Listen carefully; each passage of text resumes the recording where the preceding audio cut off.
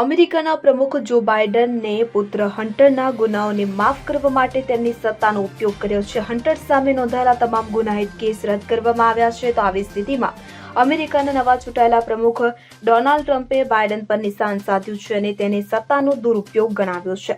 New York times અનુસાર તે ગેરકાયદેસર બંદૂક રાખવા અને કરચોરી અંગેનો કેસ હતો. તો બાઇડને કહ્યું છે કે તેમને કાયદો અને વ્યવસ્થામાં પૂરો વિશ્વાસ છે, પરંતુ રાજકારણે તેને કલંકિત કરી દીધો છે. આ ન્યાયતંત્રની નિષ્ફળતા છે.